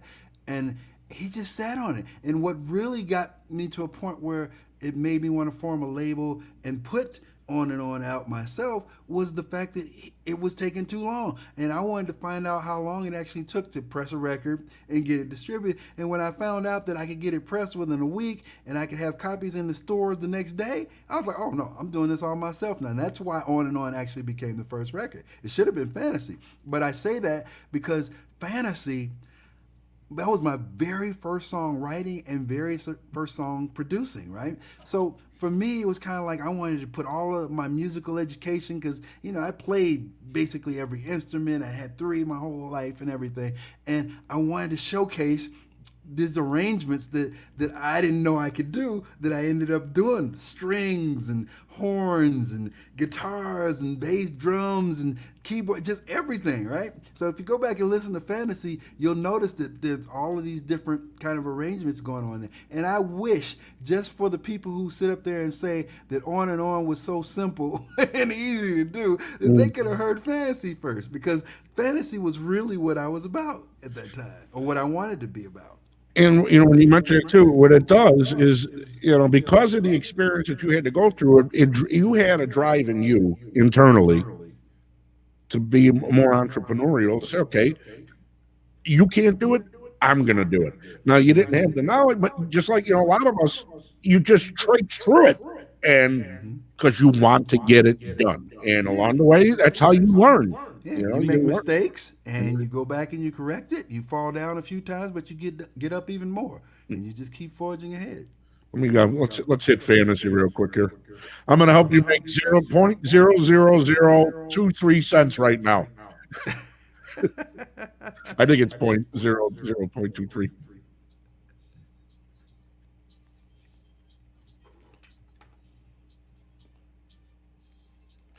Now let me ask you something. Just were you into what else were you into? I mean, a lot of us we listen to a lot of different shit. You know, I mean, it's not house and club music was what we work with, but what else were you jamming to, man? What were you digging when you were younger, aside from just the R&B and the house stuff? Well, initially I was a big loop head. I followed You Steve Dahl too? on the loop. Oh, Ah, huge, cool. huge man. I would listen to WLS, the Uh-huh. loop. You know, all of the rocks and classic rock was my thing. I Mhm, love me some Fleetwood Mac, some Rolling Stones. mhm. Some BTO. The Who. Yeah. That was my thing. So I didn't even really pay much attention to R&B or anything else that was going on at the time. If it hadn't been for my aunt who lived next door that had this big extensive record collection, that I would just sit up there and play her records, I never would have found R&B. Mhm. But that was what actually inspired me to want to get in and remix, re-edit these songs because I felt that the best parts of them were just too short. So that's Get how it happened. get the let out. Remember that they used to do that special feature on the loop. It was at 10 o'clock. Get the Mm-hmm. let out. I Yep. forgot what time it was. You know, Patty Hayes, man. Remember her? She had the voice on the loop, boy. She had that raspy. She was that raspy. I had Veronique on a couple weeks ago from WBMX, and we were talking about some of the great female air personalities Mm-hmm. through. And for those who don't know, you can catch the past back in the day shows here on the beatchicago.com website. They're all archived and on the net. But anyways, I had Veronique on. And we were talking about some of these great voices, like you mentioned the Loop, and that's where you had Patty Hayes, and then Chicago there was Yvonne Daniels, Barbara Stanek, Mm-hmm. the old WSDN days. Because you're Barbara old enough. Stanwyck. Barbara Stanwyck was my girl. Me and Vince would go up when she was at GCI GCI, and yeah, hang out with her all night, almost every day of the yeah. week. She was so amazing. She was in Second City with me. When Mm, I want to say nice. I was the youngest guy ever, except I think it was I just turned 17, and she was in Second City, and I got to be real tight with her and Wally, God rest his soul, Wally Muhammad, Mm-hmm. and there were some great on-air personalities back Oh then, yeah. man. And across the spectrum, you had Yvonne Daniels, and as Veronica mentioned, Mary D, who was also WGN too. But for me, when I was listening to radio back in the day, I mean, look, trust me, I knew it. I understood. I loved the Doobie Brothers. I loved Aerosmith, Journey, AC/DC, blah blah blah, ZZ Top, Journey, of course. Doobie Brother, Fleetwood Doobie Mac. Brother, come on, man! I went to Dodger Stadium a few years ago. Saw the Doobie Brothers, the Oh Eagles, Steely Dan, all yeah. together. That was the most amazing show. And here's a tripped out thing. People don't, you listen to whatever, for lack of a better term, urban radio today. You don't hear any of that variety today, like when we were growing up. That's why Exactly. when I put the beat together, I made sure that look, I remember hearing Fame by David Bowie Mm-hmm. on urban radio like them. I remember hearing the Doobie Brothers, it keeps you running. And I remember that there was What this a fool believes. blue-eyed soul, whatever they That's wanted to right. call it. So including Steely Dan. I mean, come on, that Asia album, that's one hell of Oh a my piece of God, work of art. exactly. It's an amazing. I mean, I can't go playing the Carpenters or Clint Holmes, but I am playing the other stuff. And when you go back in the day when you were a little kid, were there? I mean, did you like Dickie Goodman? You remember Dickie Goodman, the I don't Energy remember Crisis Dick. I record? don't remember Dickie Goodman. Oh my God, dude! It was like a parody record, and they were huge. It was about 71, 72, and he used to do Okay. these comedy parody records called Energy Crisis, and I he remember brought Weird Al. yeah, yeah. Well, Weird Al, yeah, he's got a Grammy, right? Doesn't Weird Al got a Yeah, couple right. Grammys, right? Exactly. Yeah. And I saw an interview with him, dude. He was the nicest guy, the most humble dude in the world, man. Just appreciative that anybody appreciated and liked what he did. Yeah. Well, he found his niche. Yeah. He got in there and did what he could, and it kept us laughing. So, what do you got coming up, Jesse? What do we got coming up? What's in the future for you? So, I love this show called Back in the Day, but it's taken us an hour and 23 minutes to actually get what I came on here for. Well, we will, and here's don't worry, we will edit it. I know, I'm just kidding, man. So, y'all remember It's Okay back in the day? 1986. I do this. I did it right before I moved to LA. It was the last release on Just Say in Chicago, right? And what I ended up doing was turning Just Say, well, that particular song, It's Okay, and my Dance Mania label over to Ray Barney because I knew Ray would take care of it. Ray was like the most honest guy I'd ever met in my life. I knew he would do what was best for it in the whole 9 yards, and I didn't even think twice about it, and let it happen. And then look what he did with Dance Mania. I mean, that's how we got the Stacy Kids and the Mike Dunns and of the world, and it's just amazing. But so it's okay, unbeknownst to me at the time, again because I wasn't here, took off like wildfire. And everybody was playing. Farley's calling me all these people, man, yo, It's Okay record is huge and blah blah blah. And again, I had no idea because I wasn't around. And of course the few people I knew in LA, Billy Longs, Billboard reporters, and Curtis Harmon, who worked at Warehouse Records, and people like that, Impact Record Pool, knew about it and they were playing. But it was really small scene back in those days on the West Coast. But in Chicago, New York, DC, Baltimore, Detroit, this record was huge, right? So anyway, throughout the years, as you know, I've been doing anniversary tours for what I call the anniversary of house music, which is on and on, right? So every 5 years or so, I would get that remix. I had never, ever remixed It's Okay. And I thought to myself, well, this is 35 years. Let me put some feelers out there and see who'd be interested.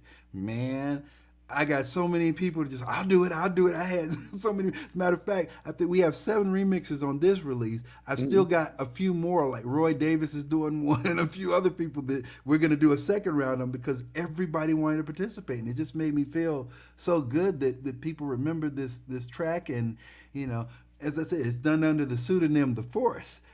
So a lot of people may not have correlated the fact that this was actually my record, because that's my voice going, it's okay, And a little story behind that is that the It's Okay actually came from Bow-Legged Lou of Full Force. He did a song where he says in there, but it's okay. And I always thought that he said it's so cool that I wanted to do a record around it. Oh God, it's okay. Oh, wait.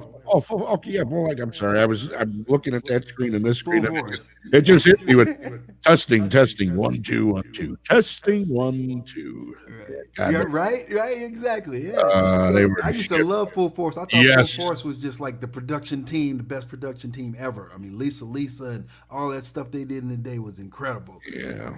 God, what a sound, right? What a sound. When Yeah. you heard that, just like Stock Aitken Waterman, when you heard that, Oh yeah. you knew it was their work. Oh You yeah. knew it was there. Just like And the Midnight Latin Rascals. Latin Remember the Latin Rascals, Rascals? yeah, Aldo, and Oh anything that yeah. Cutting was putting out, and for a while there, Aldo and the guys were turning out some great stuff back in the day. They actually did a remix of Real Love that never got released. Who did it? The Latin Rascals. Really? Yeah. Wow.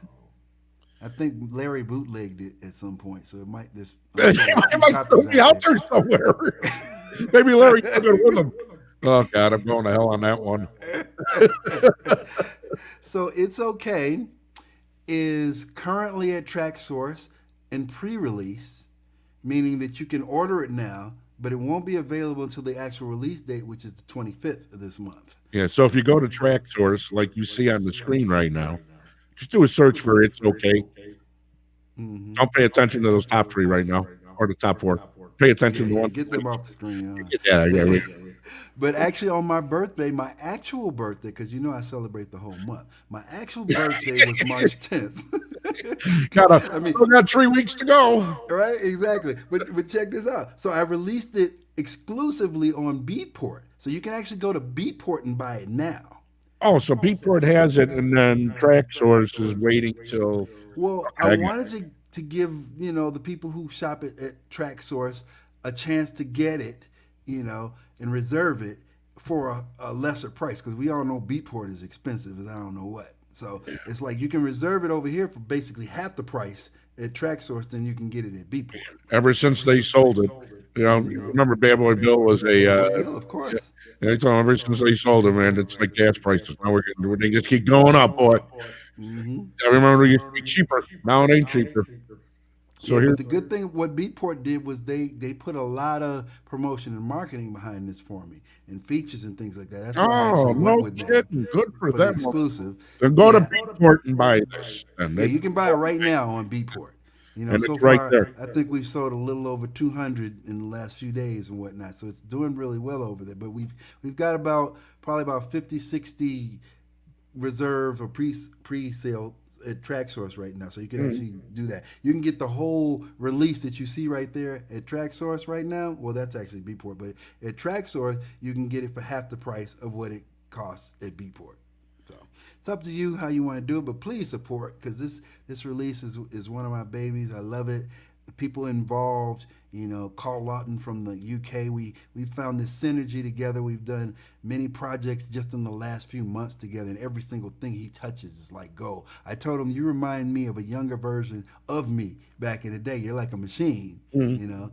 And we actually had this banter back and forth about that, where I was quote unquote imparting wisdom of what's going on, and I looked at it and read it back. I was like, my God, this is actually like a story within itself, and this would kind of tell people like what it's really about being a producer and a remixer and understanding all the nuances and whatnot. So I'm going to turn it into a short story, and we're also going to do like a little documentary based around it as well. But Carl Lawton on there, he's the top seller right now for It's Okay. His mix is right behind him. Of course, is Mike Dunn, my chosen few brother.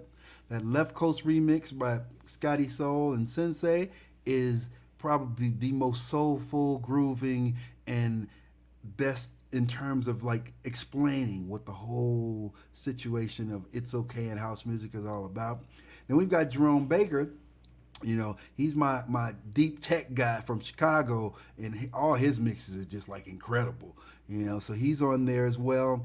Then we've got like some Baltimore, people, because I told them, basically that I was doing this. They're like, oh my God, can we get on the project? And I was like, sure, submit something. They came back with this incredible Acid remix. Mhm. Baltimore Acid. They're like, oh yeah, back in the day, I worked at the record store and I sold so many copies of It's Okay. This is like just such a pleasure to be able to do it. So they're on it. And then we also have BB Hayes from San Francisco. He's a new producer remixer, but he's got a sound all of his own, and he's doing pretty well as well. And let me see who else we got on there. We got the battery. Oh, Tribal Soul. Here's one. You remember Robin S. Show Me Love, of Show love. course, Yep. right? Yep. Okay, so Rubber People are the ones that made that version that became the biggest hit, and they're from Australia. So they did a mix on here. It's called the Tribal Soul Mix with Mhm. JB McCauley. Very cool. Well, I'm going to play a couple of these as we go through them. I'll just skim through, but real quick here. Yeah, Joseph Gaynor. First time he's first time he got to see was in Germany. Oh my God, yeah, I remember that. That was amazing. I play a lot of German festivals, but yeah, I remember that. I had some great, I'll tell you, working. You probably had the same pleasure as I had dealing with Germany, and German girls. yeah, yeah, I can't talk about. They got to be nice, but I was doing business with Dieter, who ran Dance Street at the time, and he's been very ill. So I know he checks in every now and then. Hope you're feeling better. My friend Dieter was licensed a lot of stuff out of Chicago back then for Dance Street and Mm-hmm. for other territories out there. I'm going to play. Which one do you want me to hit? Oh, speaking of Mike Dunn, dude, Natural High, loving Yeah. that. Yeah, you got me. I'll tell you, this here, let's hit Carl Lawton. That's banging, boy. Yeah, oh yeah. Carl bangs it out. And I told him like he did a remix on Deeper, Angelala's song. I think that was the no, Where it does was the that go? second one he did. Which one? But You want me to go to Mike Dunn? Who do you want me to go to? Who should we play check the out? Carl Lawton. Carl, yeah, Yeah, that, play Carl. But he did a remix on Deeper that was so nasty. And I told him, I was like, oh, I love this. This is nasty. He's like, I love you. You just let me bang it out. I was like, yeah, I love it. Just bang it out and take it nasty and deep and everything. So like I said, we had this synergy that's amazing, and he's been everything I think of. I first person I send it to is him. Because he just understands exactly where to go and what to do with it. now this acid one. We're gonna check out the acid one here for a second, okay? Because I haven't heard acid in a long time, so I want to see if it's still acid or has it been reinvented. Hang on here. Okay. Oh yeah, okay, that's okay. Did we get it right?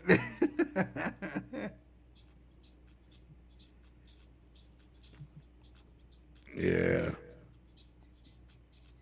Yeah.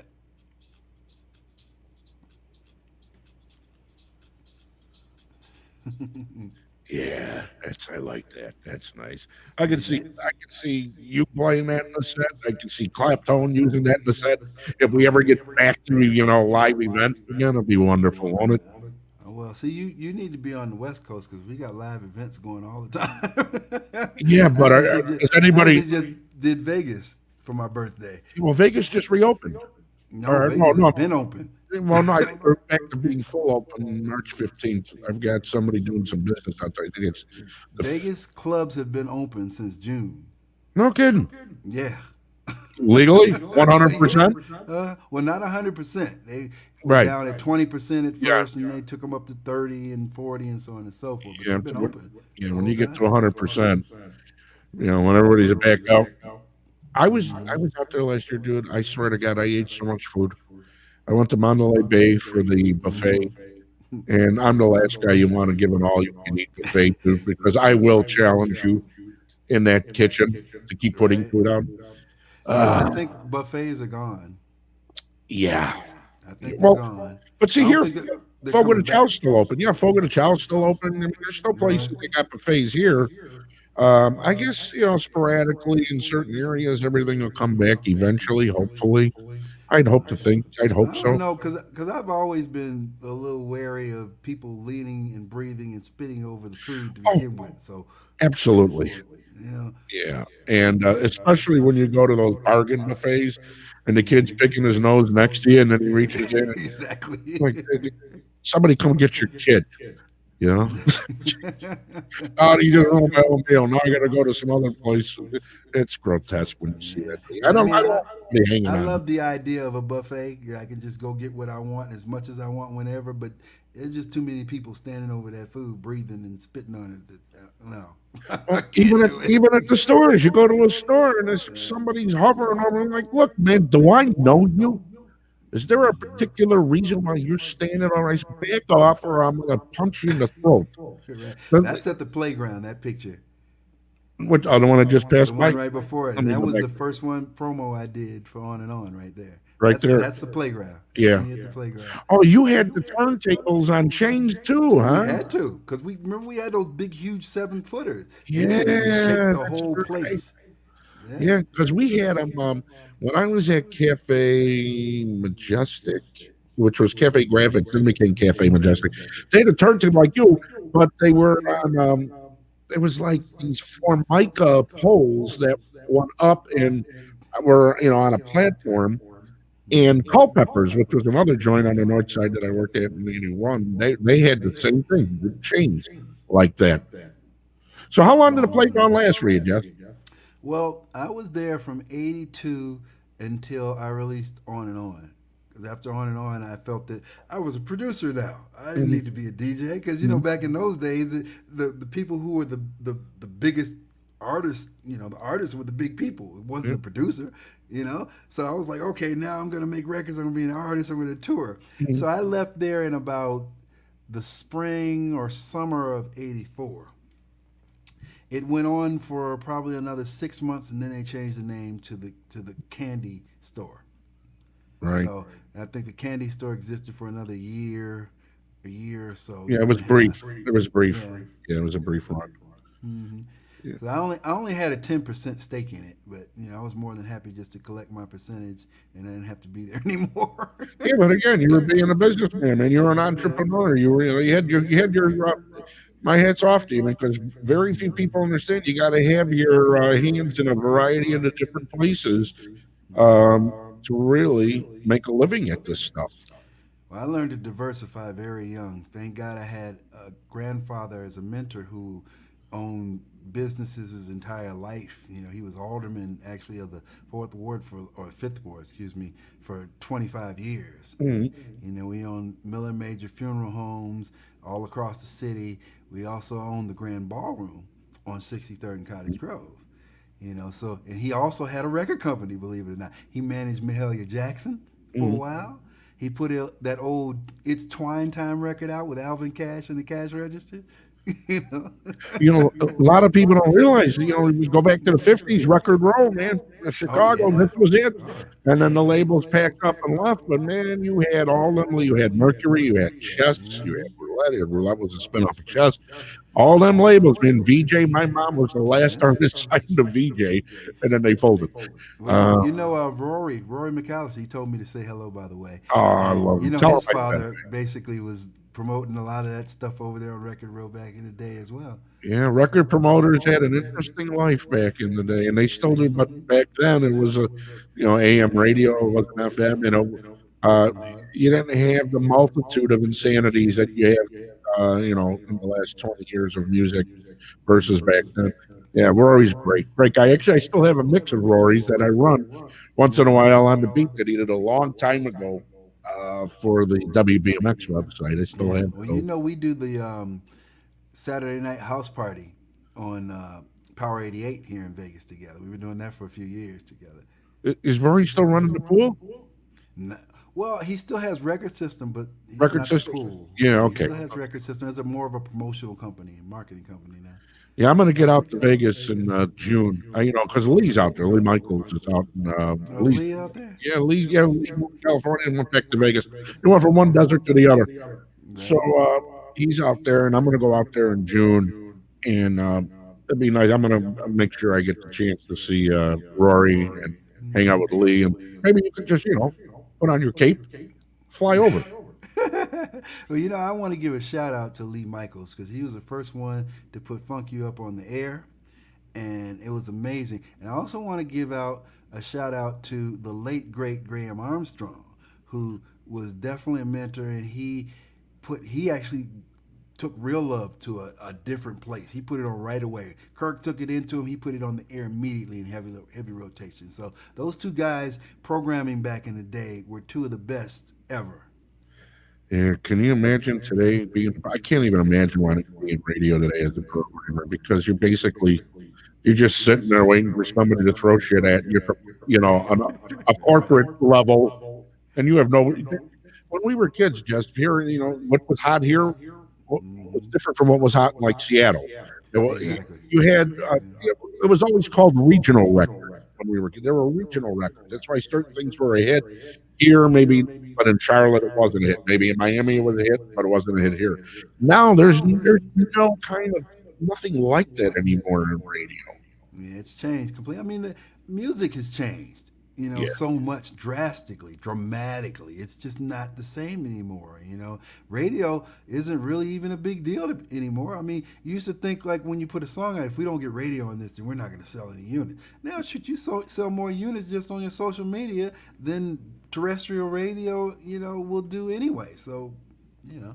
Especially when you're dealing at the corporate level where there's a lot of people don't understand how radio is set up, but you've got corporate regional programmers overseeing local programmers, and none of them have a clue what your entire culture or community is about and where you live. They're Exactly. just dictating crap to you, and because Whoever one pays the most. yeah, really. Oh, you want to do a JoJo weekend? Okay, well, $250,000 ad buy. JoJo owns the station for 4 hours. Yeah, Mm-hmm. that's the way it works now. Yeah, it's a It's a different little world. different than it used to be. Well, Different Jesse, world. it's great having you aboard, my friend. Oh, this has been great, man. Yeah, Reminiscing. yeah. Back in the day, this is I'm just grateful to still be around to do what I love to do. I mean, I talk about this with other people how people back in the day had their heydays. The chippies and so on and so forth had they made a wave and were part of the movement. And now it's like, where are they? Where do you see them? What's going on? And to stay relevant in this business, especially with all these different generations that have come along. I say you have to reinvent yourself every 3 to 5 years in this business. Oh, And if you don't absolutely. do that, you'll be left behind. Well, if you want to stay in the business, some people just choose, they went different routes. I'll give you an example. An actor that I worked with a long time ago in a movie when I was a kid, he was huge. He had a huge career. He walked out. He don't want to do it no more. He doesn't care. He's very happy. He's grateful for what he did. But some guys are just like, look, I'm in a different path. I'm in a different zone. That was a different time, and that's cool. Well, that's good because he's a special person to actually realize that because most people don't think that they're still not somebody or a star or a celebrity. And Mhm. I know so many people that had a hit 30 years ago that still think that they're relevant today. And Right. and the funny thing, I mean, it hurts my heart in a lot of instances because you go to, well, before quarantine and pandemic, you go to a concert or something, and backstage is where you want to be. Especially like when they're doing these old school tours, because I know everybody, I know all Yeah. those people. I've toured with them for years. I've worked with them the whole 9 yards, and so it's kind of like a reunion with Mhm. all of us there. And you'll see some people coming there trying to get a backstage pass, and they're like, "No, we can't do anything for you." And they're still dressed like they're the Rick James of the world or Yeah. whatever. And it's just like it hurts Jerry my curl heart. going. Yeah, but it hurts my heart because they think that they're still somebody, and then they're not getting the respect. Mhm. From these newer promoters of these people, and sometimes I'll just be like, what, I'll get a pass and give them one just to come in because it's just it's something that happens in your psyche, man. It's psychological. It just screws you up because once you get there, you just feel like I've arrived. I'm there. I will always be this icon or whatever. And it's like, thank God I could care less about any of that. As a matter of fact, I don't even care if anybody knows who I am. The only thing that I want are the perks. Let me in, let me get my backstage pass, Yeah.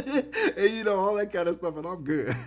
Yeah, 'cause like I said, I've never in my life humped anybody's leg. I admire what people accomplish. I do not get fanatical about anything. And as a guy who's worked and managed money for everybody from Walter Payton to God knows who else that I've dealt with, I don't like you.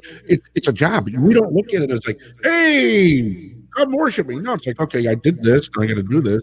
Everybody else sees you as a different person, but you don't see yourself as that person, and that's what keeps you going in this industry. Yeah. It Well, really does. I've met some of the biggest celebrity, quote unquote, in this business. A lot of them are friends of mine, and the one thing that I say to them all the time is I am so glad I'm not you. I'm glad people know my name, but they don't know my face. I can walk around like a regular person. Mhm. Nobody bothers me, except when I go to an event. And that'll lead me to one last little story before we sign off. Okay. One of the things that I try to convey to people that they don't understand about being an artist, being a DJ, producer, so on and so forth, is like when you go out to a club or an event, you're there to have fun. When we go, we're there to work. Yeah. It's a whole different ballgame. So our mentality is in a different place than yours. And people a lot of times get butt hurt if you don't speak to them properly. I'm always gonna say hi, how you doing, blah blah blah. But I got to keep it moving. My set, I'm going on in 15 minutes, so my head is in a whole different space. I don't have time to sit here and talk to you about how great this set was or this event or whatever. Catch me when I'm done. Then we can do that. But right now, I'm reading the crowd, trying to see where I'm going, what I want to do, where I want to take people, what am I going to start with, what will my intro be like. I'm in a whole different space. And a lot of people just don't understand that. So I always like to put that out there just so you have a glimpse of what it's like. This is really a stressful thing until you get in that DJ booth. Once you're in that booth, you're in heaven. Yeah. And it's wonderful. Yeah, and it's your own world. Now it's your world. That's right. They're That's just a right. squirrel trying to get a nut right there. Exactly. But it's and on that note, bingo. People, it's not you're being rude. It's dude, I'm working. I'm If I working. got a jackhammer in my hand, an Right. 80-pound jackhammer, hey, how's the things going? Good treat. You ought to get something to eat. Well, no, I'm Right. working here. Exactly. Yeah, I don't walk up in your law office and try to have a conversation with you. Excuse me for a moment. Could you tell your client to get lost? I want to talk to you about this one song. Right? Justin, No, I man. mean, I love it. Please don't get this wrong. I love people. I love fans. I love everybody that loves this music and what's going on. And I'll be your biggest supporter. Just please understand. It's just like everybody else.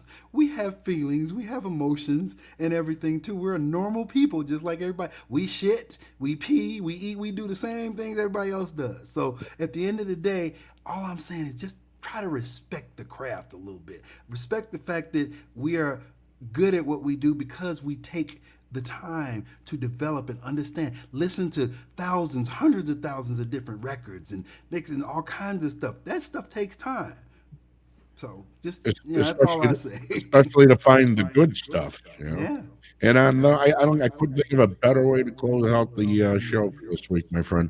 So here's what we're going to do. I'm going to attach in the on-demand version. I'm going to attach all the links to the majority, including to Beat. We'll run it to Beatport, your website, and everything else. And those of you who joined us late, it was a nice long run. I mean, look, I haven't gone this long since at least I was 24. So this is good. So we'll have it up on all the platforms that we're usually on. This has been great. Thank you, Sal, man, for all that you do, keeping this dream of ours we had as kids alive. This is amazing. Yeah, it's a great thing, man. Hopefully, people will keep it running and keep it going in the future. The Back in the Day show brought to you by Digital Saviors Chicago at digitalsaviorchicago.com, where we transfer audio, video, films. Maybe just you got a bunch of old pictures. We digitize them, transfer them, and visit us at digitalsaviorchicago.com. Free pickup and delivery. Can you imagine a guy walking back on your door and said, "Hey, where's your pictures? Let's go. Get that shit out here. I got to run." All right, Jesse, I love you, my friend. Take care of yourself. Jesse Saunders, our guest this week. Go get it. It's okay. You'll love it. It's part of our legacy and our history. So, yeah, we'll have the links for that as well on the on-demand version. All right, buddy. You take care of yourself. All right. I will. And thanks for everybody tuning in. It's been amazing, and keep supporting house music. Yes, sir. All right. Nighty night. Behave yourselves. Oh no, that'll never happen. A little bit. That's half the fun. Yeah, don't call me if you're in the joint. Don't call my number. They trace everything now. Bye. Never. Talk to you later. Take care, y'all. Bye bye. Night.